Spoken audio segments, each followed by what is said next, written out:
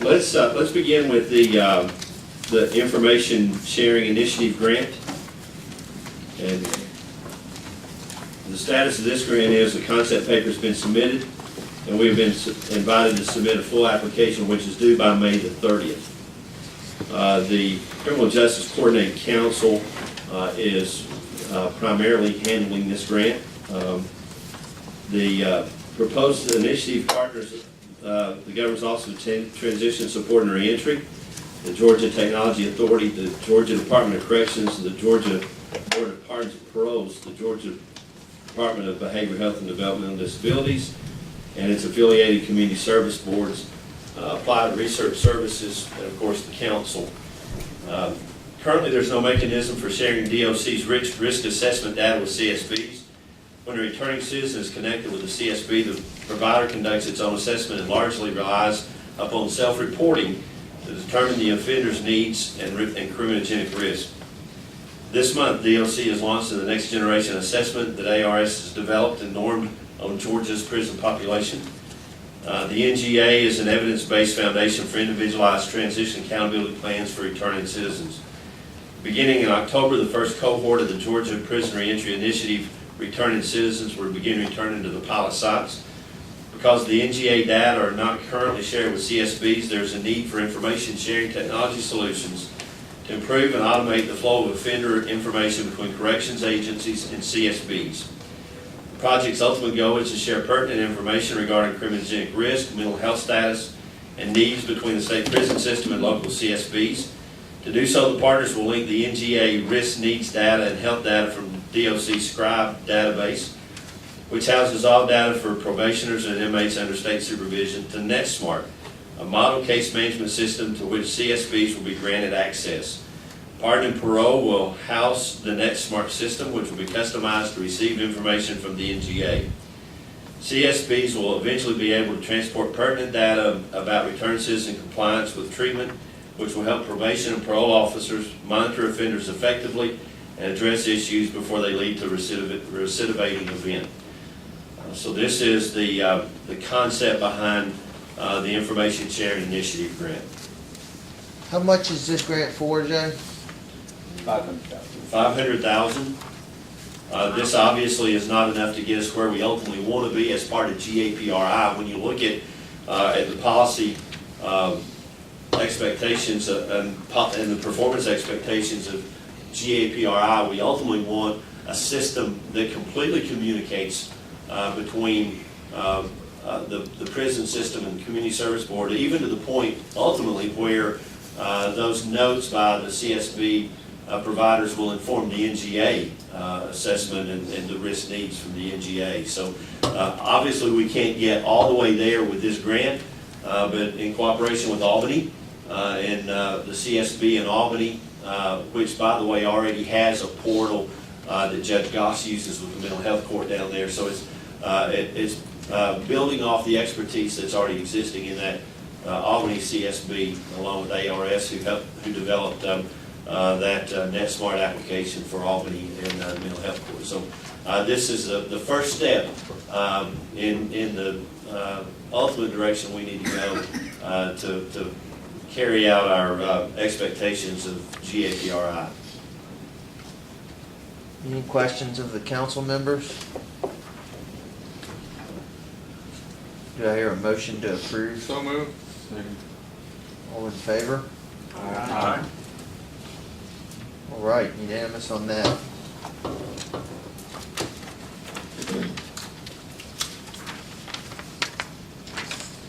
We have a smart supervision grant, which we have already applied for.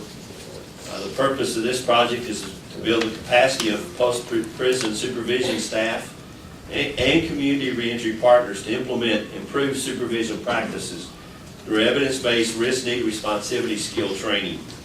The goal is to reduce the recidivism rate and increase the success rate among the higher risk and higher need returning citizens. Primary objectives for this grant include demonstrating the efficacy of evidence-based principles of effective intervention, increasing collaborative case planning and service delivery, evaluating the impact on recidivism. The deliverables for this grant include training 710 supervision staff, supervisors, and community partners, and an evaluation of the impact of the skill training on recidivism. We'll achieve sustainability, long-term sustainability, by selecting 20 of those who have been trained to train the trainers, with 2 of those being full-time trainers. This is a $750,000 grant over 2 years.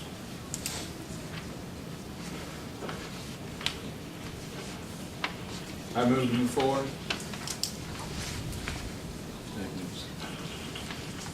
Motion and a second. Any discussion? All in favor? Aye. Alrighty. This one's the big, the next one's the big one, right? The next one is the big one. It has demanded a great deal of hours from our office, from the Department of Corrections, Pardon and Parole, OPB, ARS. There's been a lot of folks that put a lot of hours into this. That means y'all have to approve it. The Second Chance Act Comprehensive Statewide Adult Recidivism Reduction Grant, and the status is that we're in the planning phase. We applied for, the Department of Corrections applied for and received a $100,000 planning grant last year. This planning grant was actually applied for and acquired prior to the beginning of this process of our office and the collaborative efforts with GAPRI. So where we are with this $100,000 planning grant at this point is this $100,000 planning grant we're in that period of working and development to finalize our decision-making process, supervision strategies, and service quality and coordination plans to achieve a reduction in the state's historical baseline recidivism rate. We are in that planning and implementation guide time frame of this $100,000 planning grant. We have completed 3 of the 4 mandatory exercises. We've gotten back recommendations on exercises 1 and 2, which we have to modify. We're awaiting, hopefully Wednesday, the recommendations coming back on exercise 3, which will require more revision to exercise 3. We are presently in the development of exercise 4. These exercises require a great deal of effort in planning for the risk needs assessment and the TAP planning process. So there are a lot of high-level decisions that are being made and a lot of work that's going in to these exercises. Last week we submitted a GAN request to change the narrative and the budget of the original $100,000 planning grant to align with the GAPRI, the one strategy, one plan approach that we have with our prison reentry. The planning grant, of course, prepares us, allows us to prepare for the submission to BJA in June for consideration of up to $3 million in implementation funding. We're still waiting word on the approval of the GAN request, and again, for the recommendations for exercise 3, and of course we're working on development of exercise 4. While we are not at the point yet where we're finalizing a budget, we do have some budget priorities that we would like for you all to look at, and we will obviously be working on finalizing our budget narrative as we get a little bit closer to the June application date for this grant. Some of those budget priorities for this grant include salary and fringe benefits for community coordinators. Jay, the housing coordinators were in the governor's budget, correct? Housing coordinators are in the fiscal year 15 budget that has been already approved, so those housing coordinators cannot be part of So this grant. these are the community coordinators, which was These are community coordinators that are part of that local structure that I shared with you earlier. Other budget priorities are obviously programming resources, peer recovery coaches for our pilot sites, a web-based data bank of available resources by county so that our returning citizens will be able to go online and access a data bank of those resources that are available within the community that they are returning to. Welcome home videos for those returning citizens that'll be done by the local community that they're returning to help facilitate that warm handoff to the community when they return from prison. Programming for returning citizens with trauma. And of course, IT support, the efforts that we're engaged in with this comprehensive GAPRI and bringing all of these grants. And the wonderful thing about all these grants is, while none of them are being written to fund the same part of our GAPRI, each of them are being written to fund various aspects of the GAPRI. So each of these grants are interconnected and go hand in hand with our one strategy, one plan approach through the GAPRI. Jay, Yes, is this multi-year or 1 year? it's a 3-year grant. Jay, could you talk a little bit more about the peer recovery coaches and what kind of person, what kind of background they have? How does that going to work? And how does it relate to what DVHDD does with peer support specialists? At this point, it's conceptual, but it would be my belief that there'll be some clearly as we're getting out of our silos and working collaboratively together. I would anticipate that there would be cooperation and collaboration with DVHDD for those peer-to-peer specialists, and also for those CARES certified addiction recovery empowerment specialists that have been trained around the state as well. I would anticipate as we look into that, if this becomes part of the budget narrative that we submit, that you'll see a lot of collaboration along those two lines. Just, you should be aware that there's some issues with the peer support specialist program in terms of not being willing to accept people with criminal backgrounds, or a lot of back and forth has happened on that issue, and concern on the part of DVHDD with people that have criminal backgrounds fitting into the role of peer support specialists. And I do know that the department is looking at their policies and looking to try to revise those policies to address some of those issues.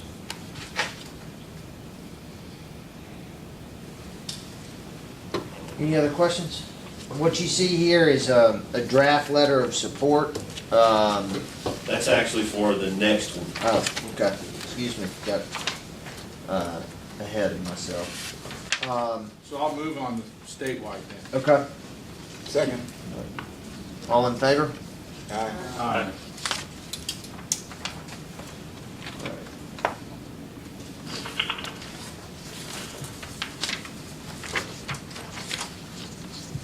All right.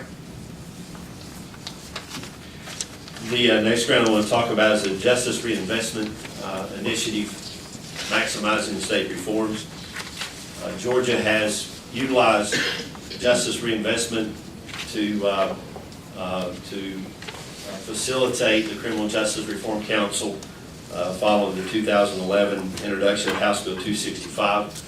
Utilized Phase 2 with in collaboration with VERA and performance measures.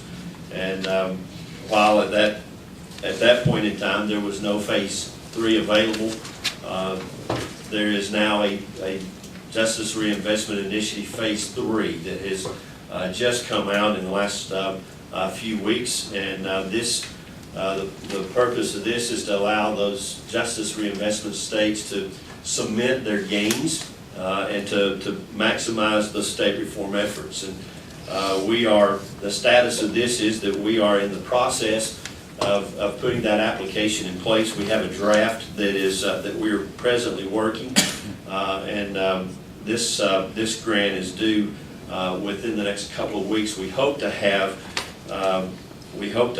within the next day or two this application in pretty decent shape.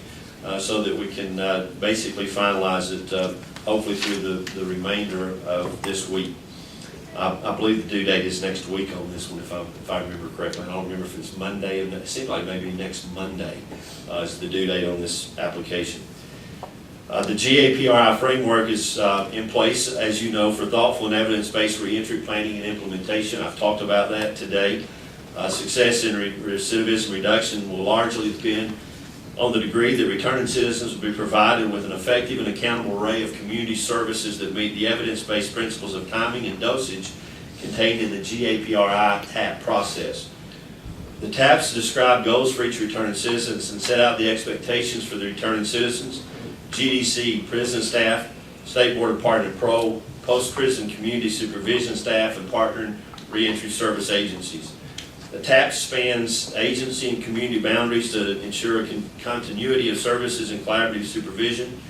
The TAP informs decisions at 4 critical transition points: at prison intake, at the release decision upon reentering the community, and at post-release supervision discharge. The goals of Prison Inreach and Service Delivery Accountability Project, which is this grant, are centered on promoting the use of evidence-based programs and strategies by third-party service providers that provide housing, employment, behavioral health treatment, prison aftercare, and reentry services to strategically and systematically increase community-based services for returning citizens which are safe and appropriate. 2, to ensure that these services align with the principles and effective intervention of risk, need, and responsivity are implemented based on the evidence-based principles, including the use of the validated risk-need assessment that drives case planning, manage the risk and meet the needs of the target population, and 3, help achieve the performance and outcome expectations for reduced recidivism and reduced crime under the GAPRI. The objectives of the project are to implement effective evidence-based prison inreach services that meet these goals in the first 5 GAPRI pilot sites in 2015, in the next 5 pilot sites in 2016, and in the balance of the state in 2017. The primary use of the grant funds will be, as allowed, to promote the use of evidence-based programs and strategies by third-party service providers for substance abuse, mental health, and behavioral health treatment, aftercare, and reentry services, with the majority of these funds being used for contracts with faith and/or community-based agencies to provide prison inreach TAP development services beginning in the first 5 pilot sites in year 1, and then with replacement funding acquired for those first 5 to use grant funds in year 2 for the next 5 sites, and in year 3 for the remaining sites. In addition, funds will be used for project coordination, training, communication, and facilitation to ensure the project is developed and implemented consistent with GAPRI in order to maximize the recidivism reduction and performance expectations of the JRI adult justice reforms. Again, this is part of the one strategy, one plan approach of the GAPRI. This prison inreach piece is a pretty comprehensive piece of the plan. There is a good deal of training that will be required, as well as continued support and oversight. We have utilized Mr. Strands with the Center for Justice Innovation in the development of our GAPRI over the course of the last several months. It is our vision to continue to use him and his expertise to provide training in prison inreach, and ultimately to continue to work with us in the support as we develop this out over the next couple of years. This grant is, I believe it's a $1.75 million grant over a 3-year period. Motion. Go forward. Second. All in favor? Aye. All right.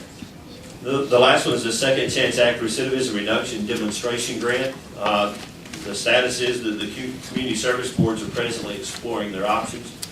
This is a grant that will be driven primarily by the community service boards. We've invited for them to apply for this grant in partnership with the Department of Behavior, Health, and Development and Disabilities, GDC, Pardon and Parole, and our office. The local CSB will be required to provide the majority of a cash match, an in-kind match for this grant. It's a $750,000 grant. we can have one CSB apply, or we can have 5 apply. It's up to the CSBs. We are trying to identify some state cash match. Obviously, the more CSBs decide to apply for this, the more they'll individually have to come up with, because those state dollars will be spread out over additional matches or additional grants. Public Policy Associates, Inc. is going to provide assistance in writing the grant. The application is built upon the GAPRI framework, and ultimately the local steering team, along with the local CSBs, provide a key role in not only the development of the grant, but the implementation as well. The local CSBs will propose partnering with GDC to provide job skills training during phase 1, which is the institutional phase. Additional skills and assistance with employment during phase 2, which will be envisioned in the transition centers, and providing assistance with employment and housing during phase 3. Each of the local CSBs will establish a model for the delivery of skills, training, and employment opportunities. They will have to work closely with the Department of Corrections, with parole, to facilitate the model that they envision. And I'll just share with you a couple of things that have been mentioned. One is providing training in demolition and reconstruction of residential properties, and rebuilding some of those in the blighted neighborhoods within the community, ultimately with the goal that those reconstructed homes be used as part of the housing needed for returning citizens coming back to that local community. Another proposal is around commercial driver's license. Quite frankly, the local CSBs will be bringing their proposals. We're not going to tell them what their proposal needs to look like. They'll be working again with the Department of Corrections and Department of Parole to put a plan in place. There's a planning period. If they get this grant, there's a planning period that obviously would be very important prior to the implementation of the grant. What our office will be doing primarily is providing some support and assistance, but it's a limited amount. Supporting assistance with most of the grant writing being done by the local CSBs and by Public Policy Associates. We, with our office, will be providing a letter of support to these CSBs, and obviously we'd appreciate if the council would offer your support to the community service boards in their efforts to acquire these grants. What's the due date for this? The due date on this one, if I remember correctly, is a June 2nd due date, I believe. It's pretty quick. It's only 2 or 3 weeks out, so they are on a very short time frame. Unfortunately, a lot of these grant applications come out with very little time to really do much with them. Well, I'm gonna make a motion now then, we're in a hurry. Yeah. All right. I move. All in favor? Aye.